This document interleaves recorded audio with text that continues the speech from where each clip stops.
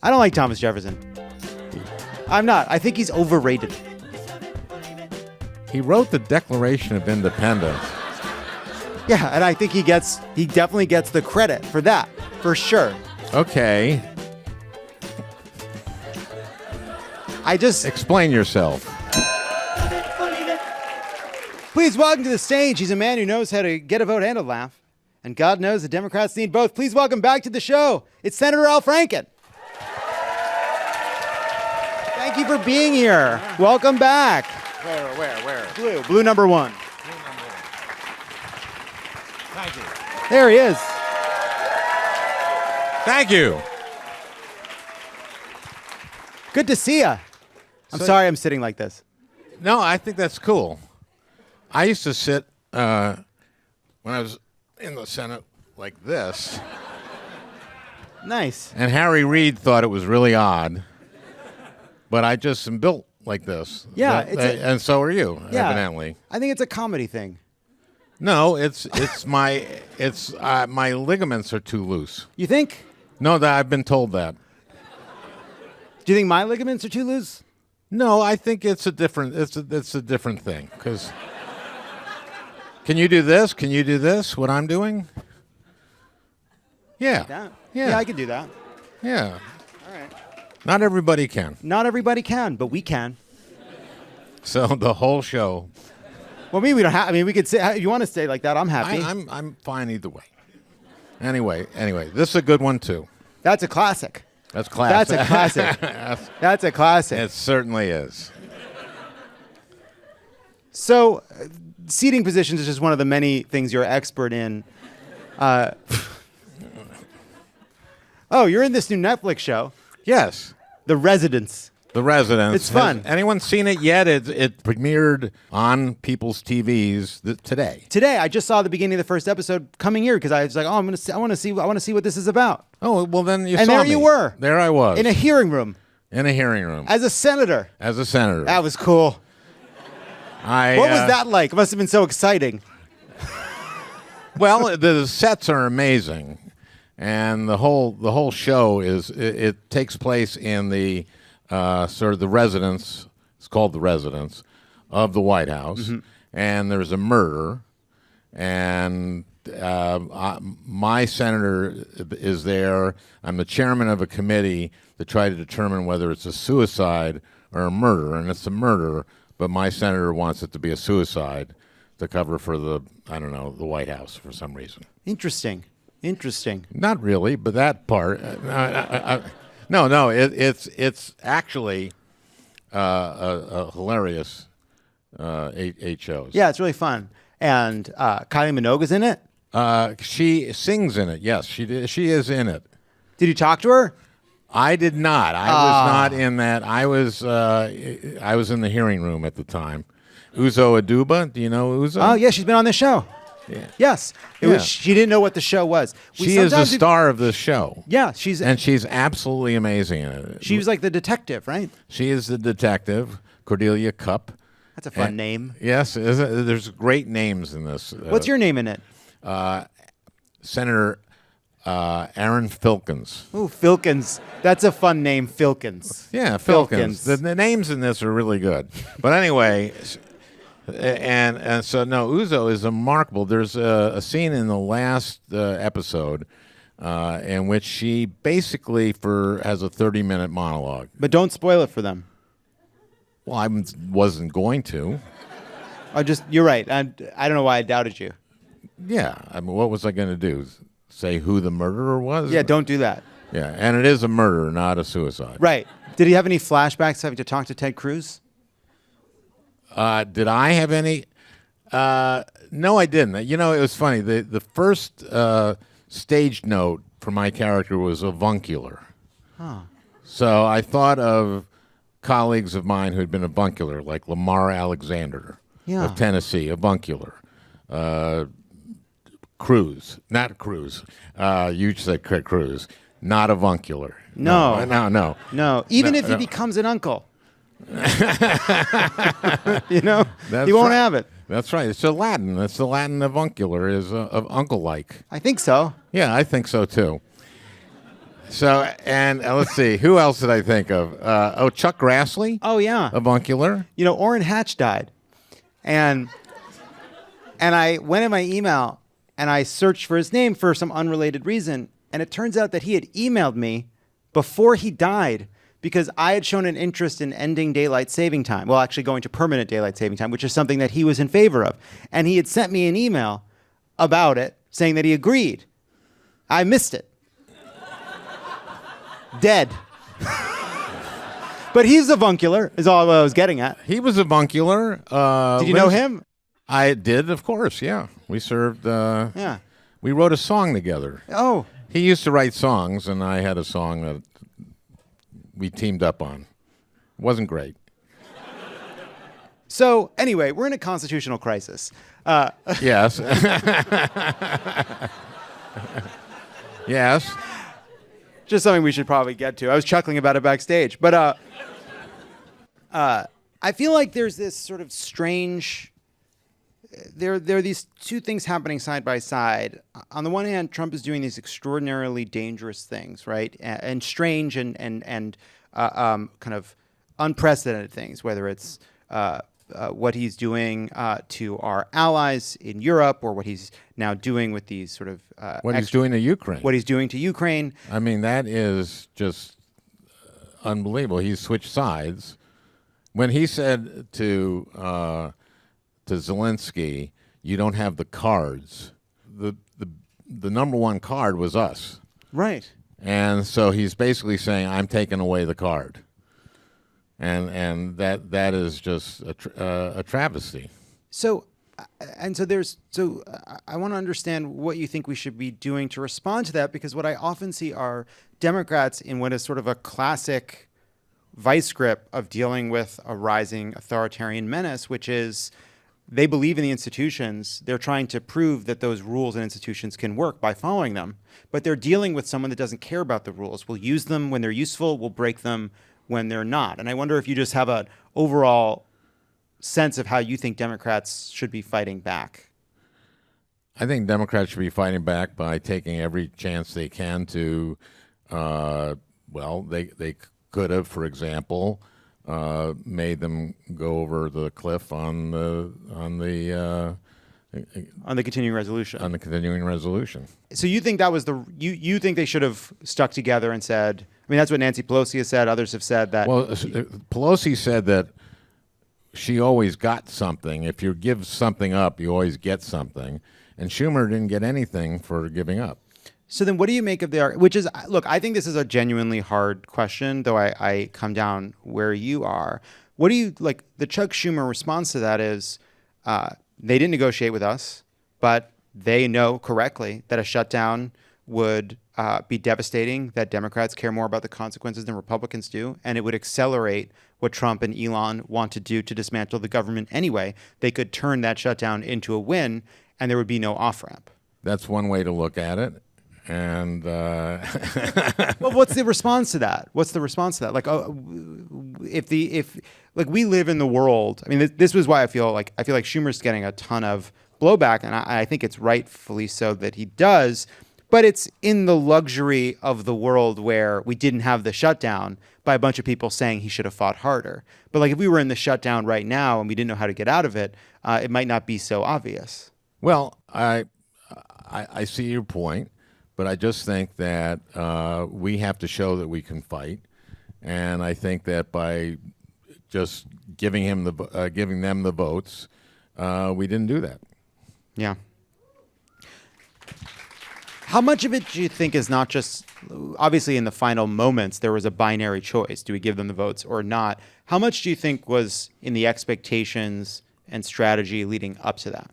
What do you think they should have been doing differently before we ever got to that vote? Well, it should have been negotiating and saying, we'll give you something if for our votes.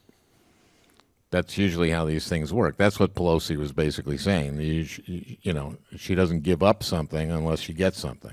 But they do think that's what they were doing, right? Like there was a bipartisan process that Patty Murray was running in the Senate. And I guess the hope was if a House bill couldn't pass unanimously among the Republicans, then that would have come to fruition. But once Trump kind of But once the House bill did pass, they didn't think the Republicans would pass it, right? right. So they just didn't have a They didn't have a plan B. Yeah. Well, that was a mistake then. Got to have a plan B. Got to have a plan B. This show is sponsored by BetterHelp. Let's talk numbers. Traditional in-person therapy can cost anywhere from $100 to $250 per session, which adds up fast. But with BetterHelp Online Therapy, you can save on average up to 50% per session. With BetterHelp, you pay a flat fee for weekly sessions, saving you big on costs and on time. Therapy can feel like a big investment, but the state of your mind is just important as your physical health. You know, you're paying to go to the gym. Mm-hmm. You're paying for those boutique fitness classes. Boutique? How What about about some boutique mental mind fitness? classes? Therapy should feel accessible, not like a luxury. With online therapy, you get quality care at a price that makes sense. It can help you with anything from anxiety to everyday stress. Your mental health is worth it, and now it's within reach. Look, I've benefited from therapy. We're the therapy boys. We've talked about that. We're the therapy boys. With over 30,000 therapists, BetterHelp is the world's largest online therapy platform, having served over 5 million people globally. It's convenient, too. You can join a session with the click of a button, helping you fit therapy into your busy life. Plus, switch therapists at any time. Your well-being is worth it. Visit BetterHelp.com/loveit to get 10% off your first month. That's BetterHelp, HELP.com/loveit.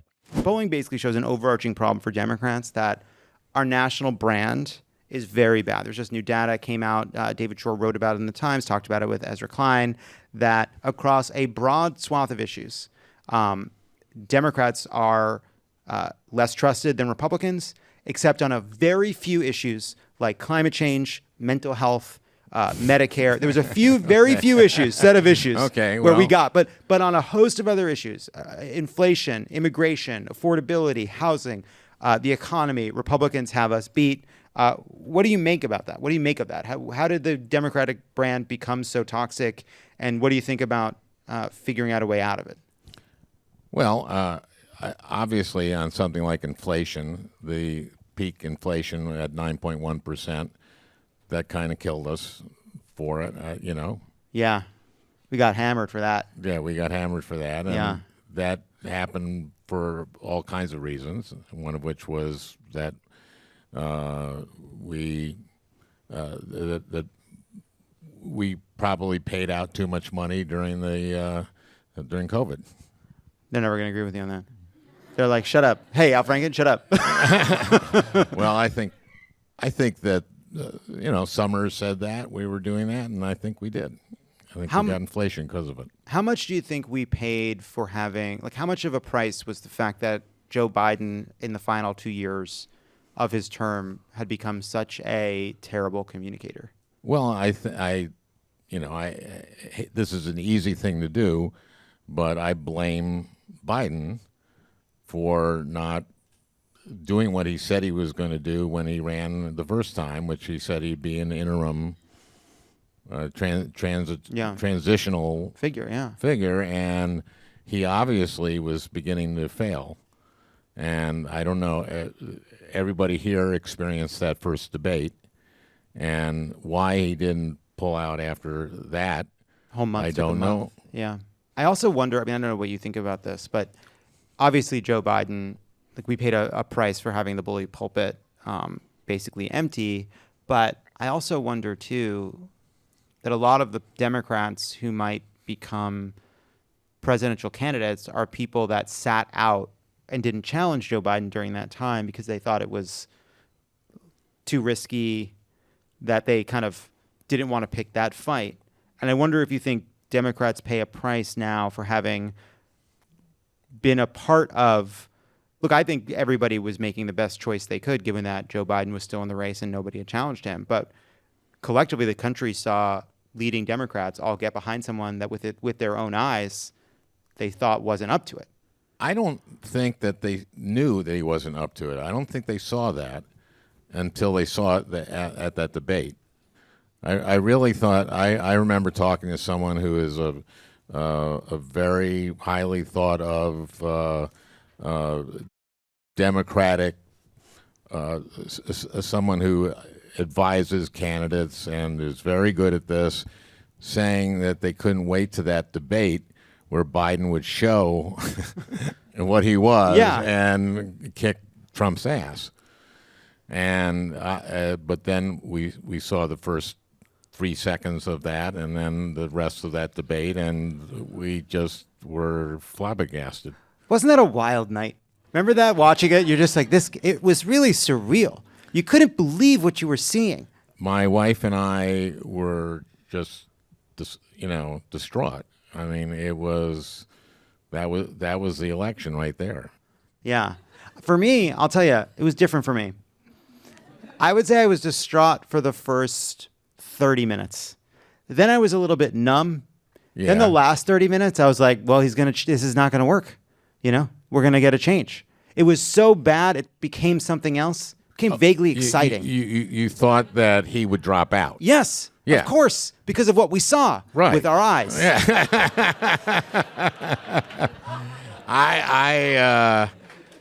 Yeah, it was shocking that he didn't, like, the next day go,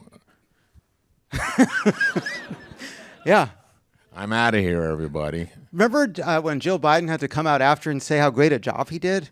That's how you know you have found the right person. That's a good marriage. I mean that. That's what you want. You want to fuck up so bad in front of the whole country, and then have your wife come out and be like, honey, way to go.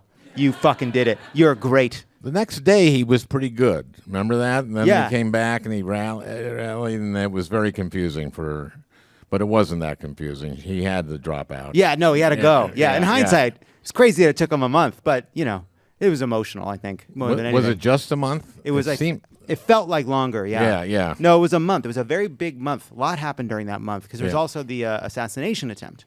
Right. How is that SNL 50? Oh, that was great. You think there'll be another 50? Well, it would have to. I don't think Lauren can do another 50. Right. Yeah, if that's what you mean. Yeah. It's amazing to do 50. It's amazing to do 50. I was there. I was one of the original writers. Yeah. Yeah. And, I remember Tom Davis. I don't know if you remember Tom Davis, Franken and Davis, or this comedy team. And we were two of the original writers. And I remember as soon as we got there and met the other writers, met some of the cast, and I just said, Tom, this is going to be a big hit. And he went, yeah, right. And I just knew it was going to be a big hit because of our generation had never had a chance to be on TV. And so this was, and we had Belushi, we had Aykroyd, we had Gilda, we had Jane and Lorraine, we had Chevy, we had Garrett. That was it. We had 7 cast members. If you think about it now, think about how many cast members. Do you watch the show now? Yeah, they're like, I don't know, 17, 18 cast members and featured players. Not since John Belushi dined alone. Have a genius. Something like that. Something like that. It's a Thomas Jefferson. Yeah. So Thomas Jefferson dining alone. Yes. Yeah. Yes. I don't like Thomas Jefferson. I'm not. I think he's overrated. He wrote the Declaration of Independence. Yeah, and I think he definitely gets the credit for that, for sure. Okay. Explain yourself. So, I think he's like temperamentally very French, and there was a moodiness to him, and a kind of like there's a kind of hypocritical egotism to the whole thing, and obviously a slaveholder, and there was a really and had a romance. Well, that's the thing. They in the history books written by the kind of people that wrote history books when they were writing those history books, it's a romance. Also, he operated a nailery in which children had to make nails all day, and so it's like he wasn't just like a slave owner. Yes, I did not know that. Not just a slave owner. He was like into it. He was into it. I think, and just to be clear, just because people will see this on the internet, no good way to be a slave owner. That's right. I agree. I'm with you on that. A nailery. A nailery where they make nails sweltering hot. It's like they make the nails. God, Kids. How do you make nails? You get metal very hot. And then after that, it's something about the small hands, I think. I don't know. Okay. I don't know. We're learning stuff here, right? Do you have any other things you want to talk about? Well, there were a few things I wanted to talk about. Let's see. I just want to make sure we hit your topics. Let's see. Did we do the reconciliation bill that'll be coming Oh, up? so the next fight will be reconciliation. Yeah. We've now had the CR. The CR takes us through September. Now, that's a bill that required 60 votes in the Senate, which is why Democrats had a say in it. But now we're going to have a reconciliation bill that Republicans can negotiate without Democrats at all. Because you can do that with 50 votes. Because they can do that with 50 votes in the Senate. This will be the vehicle for them to cut Medicaid, potentially cut Social Security. But this is there's a debt ceiling. Yes. And they have to do something about it. Yes. And I worry about Republicans who think that, well, there's nothing wrong with going over the cliff. Yes. I worry about that too. Yeah, because, we're the reserve currency of the world. And if we did that, I don't think we would be anymore. But that's why we bought all that crypto. Remember, we were talking about that backstage. We're big crypto guys. It's $sign Franken. Franken coin. I actually don't get crypto, and I never have. Oh. Bunch of people missing the train applauding. I don't think so. Yeah. No, the debt ceiling it's a bad deal for sure. Yeah. So that's going to be an exciting moment when we go off the cliff on that. And so you just want to warn people about it? Huh? So you're just worried about it? I'm worried about it and warning people about it, and I just want to make sure that the Republicans don't go off the cliff. Yeah. Well, some of the Republicans know this. Now, this is where you get back to the problem with supporting the CR, because what Republicans have relied on for as long as I've been in politics is knowing that when push comes to shove, even though a lot of Republicans, they won't have the vote amongst Republicans to raise the debt ceiling, because there are Republicans that have never in their entire careers ever voted to raise the debt ceiling, they can get enough Democrats to do the responsible thing to make sure that we don't hit the debt ceiling. That's Right. what's happened every time in the past. But right now, what they're talking about is a reconciliation bill to cut taxes by trillions of dollars for billionaires and cut a bunch of services. If they add the debt ceiling to that, they're not going to get Democratic votes for that. Well, the whole point of these cuts in Medicaid of, what is it, $885 billion dollars over 10 years. It's just so that you can do tax cuts for the richest people in the country, and it's just sick. It's sick. You know that the day that you started Air, I've told you this before, but I'll tell you again. I don't care. I bought a radio to listen to Air America Radio so that I could listen to your first episode of Air America Radio. Thank you. I got a piece of pizza at 43rd and 11th, and then I put the batteries in the radio, and I listened. Wow, you are a nerd. It was But that's, so am I. So I'm a political nerd, too. Yeah. Yeah, so there you are. Senator Al Franken, everybody. The Residence is on Netflix. Love it or leave it.